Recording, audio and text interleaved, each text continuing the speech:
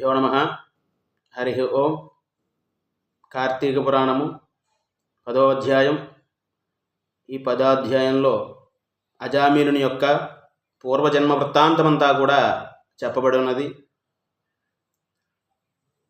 జనక మహారాజు వశిష్ఠుల వారిని చూచి, ఓ మునిశ్రేష్ఠ, ఈ అజామిలుడు అనేటువంటి వారు ఎవరు? వాడి యొక్క పూర్వజన్మం ఎటువంటిది? పూర్వజన్మమున ఎటువంటి పాపములు చేసెను? ఇప్పుడు ఈ విష్ణుదూతలు వైకుంఠమునకు ఈ అజామిలుని తీసుకుని పోయిన తర్వాత ఏమి జరిగెను? అదంతా కూడా దయతో నాకు వివరించవలసిందని వశిష్ఠ మహామునిని ప్రార్థన చేశాను.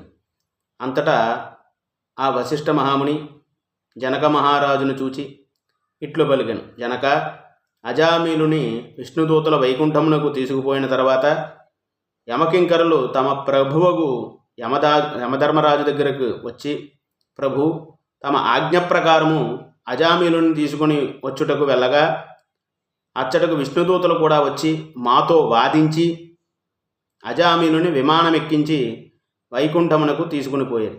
మేము చేసినది లేక చాలా విచారించుచు ఇక్కడకు వచ్చాము అని చెప్పి భయకంపితులై ఆ యమధర్మరాజుకి విన్నవించుకుండ్రి. అంతటా ఆ యమధర్మరాజు ఎంత పని జరిగెను, ఎప్పుడూ ఈ విధముగా జరిగి ఉండలేదు, దీనికి బలమైన కారణము ఏదైనా ఉండి ఉండవచ్చును అని యముడు తన దివ్య దృష్టితో అజామిలుని యొక్క పూర్వజన్మ వృత్తాంతము తెలుసుకొని, ఓహో, అదీ సంగతి, తమ అవసాన కాలమున నారాయణాని వైకుంఠవాసుని స్మరణ చేసి ఉండెను. అందులకు విష్ణుదూతలు వచ్చి వానిని తీసుకుని పోయిరి. తెలిసి కానీ తెలియక కానీ అవసాన సమయమునందున హరినామస్మరణ ఎవరు చేయుదురో వారికి వైకుంఠ ప్రాప్తి తప్పక కలుగును. కనుక అజామిలుడుకు వైకుంఠ ప్రాప్తి కలిగాను అని చెప్పి అనుకొనెను.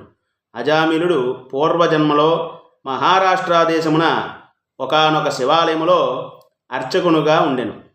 అతడు తన అపురూపమైనటువంటి అందము చేతను, సిరి సంపదల చేతను, బలము చేతను గర్విష్ఠి అయి వ్యభిచారి అయి శివారాధన చెయ్యక శివాలయం యొక్క ధనమును అపహరించుచు దుష్టుల యొక్క సహవాసము చేసి వెచ్చలవిడిగా తిరుగుచూ ఉండెను. ఒక్కొక్కప్పుడు శివాలయంలో ఆ పరమేశ్వరుని ఎదురుకుండా కాళ్ళు పెట్టి నిద్రించుచూ ఉండెను. ఇతనికి ఒక భేద బ్రాహ్మణ స్త్రీతో రహస్య సంబంధము ఏర్పడింది. ఆమె కూడా అందమైనది అగుట చేత చేయునది లేక ఆమె భర్త కూడా చూసి చూడకుండా ఉంటూ భిక్షాటనకై ఊరూరా తిరుగుతూ ఏదో వేళకి ఇంటికి వచ్చి కాలక్షేపం చేస్తూ ఉండేను. ఒకనాడు పొరుగురికి వెళ్ళి యాచన చేసి పెద్ద మూటతో బియ్యము కూరలు నెత్తిన పెట్టుకుని ఇంటికి వచ్చి అలసిపోయి, ఈరోజు నాకు చాలా ఆకలిగా ఉన్నది, త్వరగా వంట చేసి పెట్టుమని భార్యను ఆజ్ఞాపించాను. అందులోకి ఆమె చేదరించుకొని నిర్లక్ష్యముతో తన భర్తకు కాళ్ళు కడుగునట్టు కూడా నీళ్ళు ఇవ్వక, అతని వంక కన్నెత్తైనా చూడక విటునిపై మనస్సు కలది మగని తన భర్తను తోలనాడుతూ ఉండుట వలన భర్తకు కోపం వచ్చి మూలనున్న కర్రతో కొట్టెను. అంతటా ఆమె తన భర్త చేతినున్న కర్ర లాక్కొని భర్తను రెండింతలు కొట్టి బయటకు త్రోసి తలుపు మూసివేశాను. అతడు చేయునది లేక భార్యపై విసుగు వచ్చుట వలన తన ఇంటి ముఖము పట్టరాదని చెప్పి అనుకుని దేశాటనకు వెళ్ళిపోయాను. భర్త ఇంటి నుండి వెళ్ళిపోయాను కదా అని సంతోషించి ఆమె ఆ రాత్రి బాగా ముస్తాబై వీధి అరుగుపై కూర్చుండి ఉండగా ఒక చాకలివాడు ఆ దారిని పోవుచూ ఉండెను. అతన్ని పిలిచి, ఓయి, నీవి రాత్రి నాతో రతిక్రీడ జరుపమని కోరాను. అంతటా ఆ చాకలి, తల్లి, నీవు బ్రాహ్మణ స్త్రీవి, నేను నీచ కులస్తుడను, చాకలివాడని, మీరు ఈ విధముగా పిలుచుట యుక్తము కాదు. నేనిట్టి పాపపు పనులు ఎప్పుడూ కూడా చేయజాలను అని బుద్ధి చెప్పి వెడలిపోయాను.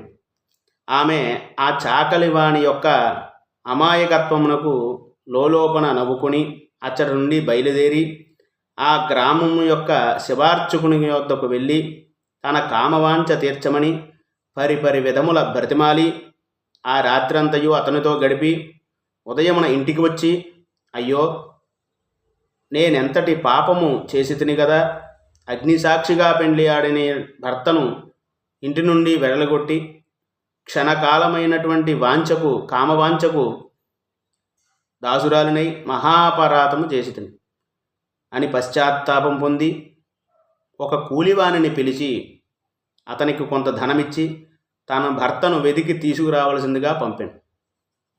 కొన్ని దినములు గడిచిన తర్వాత భర్త ఇంటికి రాగా పాదములపై పడి తన తప్పులను క్షమించమని చెప్పి ప్రార్థించను. అప్పటి నుండి ఆమె తన మంచి నడవడిక అవలంబించి భర్త అనురాగపాత్రురాలు అయ్యను. కొంతకాలమునకు శివార్చకునకు ఒక వ్యాధి సంక్రమించి దినదినము క్షీణించుచు మరణించెను. అతడు రౌరవాది నరక కోపములను పడి నానా బాధలు పొంది మరలా నరజన్మమెత్తి సత్యవ్రతుడను బ్రాహ్మణోత్తమునకు కుమారుడై కార్తీక మాసమున నదీ స్నానము చేసి దేవతా దర్శనము చేసి ఉండుట వలన నేడు జన్మముల పాపములు నశించుట చేత అజామీలుడై పుట్టెను. ఇప్పటికీ తన అవసాన కాలమున నారాయణ అని శ్రీహరిని స్మరించుట వలన వైకుంఠమునకు పోయాను. బ్రాహ్మణుడు భార్యకు ఆ కామిని కూడా రోగగ్రస్తురాలై చనిపోయాను. అనేక యమయాతనలను అనుభవించి ఒక మాలవాణి ఇంట జన్మించెను. ఆ మాలవాడు ఆ పిల్ల జన్మరాశి చూపించగా తండ్రి గండమున పుట్టినదని జ్యోతిష్కుడు చెప్పెను. మాలవాడు ఆ శిశువును తీసుకుని పోయి అడవి యందు వదిలిపెట్టాను. అంతలో ఒక విప్రుడు ఆ దారిన పోవుచు పిల్ల ఏడుపు విని జాలి కలిగి తీసుకుని పోయి తన ఇంట దాసీకిచ్చి పోషించమనను. ఆ బాలికే అజామీనుడు ప్రేమించెను. వారి పూర్వజన్మ వృత్తాంతం ఇది. నిర్మలమైన మనస్సుతో శ్రీహరిని ధ్యానించుట వలన, దాన ధర్మములు, శ్రీహరి కథలు వినుట వలన, కార్తీక మాస స్నాన ప్రభావం వలన ఎటువంటి వారికైనా మోక్షము ప్రాప్తించగలదు.